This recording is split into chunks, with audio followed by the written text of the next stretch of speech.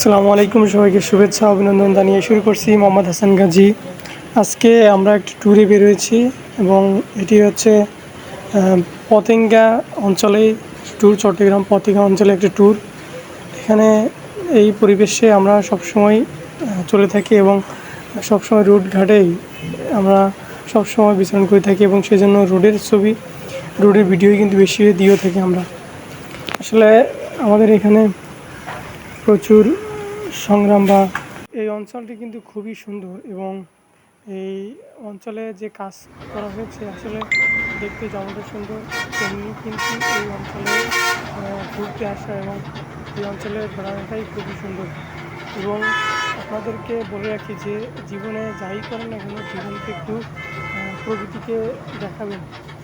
জীবনে যে সময়টুকু আছে তার কিছু সময় কিন্তু প্রকৃতি দেখানো বা প্রকৃতির মাঝে কিন্তু নিজেকে বিলিয়ে দেবেন। এতে করে আপনার জীবনে যত দুঃখ কষ্ট যাই আছে কিন্তু হালকা হয়ে যাবে। আপনি দেশ বিদেশ না ঘুরলে কিন্তু আসলে আপনার কখনো এমনটা হবে না যে আপনি অভিজ্ঞতা অর্জন করতে পারবেন না। আসলে এখানে প্রচুর ভ্রমণ করা দরকার জীবনে, যাই হোক না কেন। তারপর হচ্ছে ভ্রমণই জীবনের সব থেকে সুখ। আসলে আমাদের জীবনে বড় একটা অংশ হচ্ছে ভ্রমণ করা এবং ভ্রমণের মাধ্যমে কিন্তু আমরা জীবনটাকে উপভোগ করতে পারি এবং সেই পর্যায়ে কিন্তু আমরা আছি। এবং আমি কিন্তু সবসময় এখান থেকে সেখানে সবসময় কিন্তু ভ্রমণ করেই থাকি।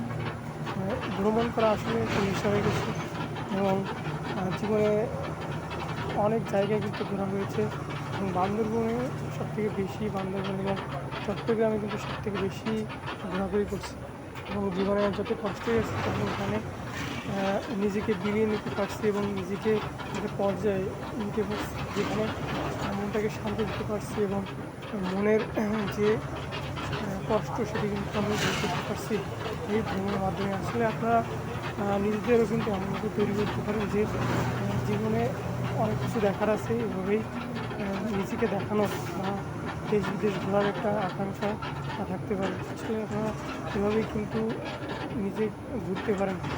ঘুরলে আসলে সব কিছুই ভালো লাগে, ঘুরতে হবে এবং নিজেকে কিছু দেখাতে হবে। নিজের জীবনে অনেক কিছু করা আছে, নিজের জীবনে অনেক কিছু দায়িত্ব রয়েছে, সেগুলো আসলে পালন করা নিজেরই দায়িত্ব।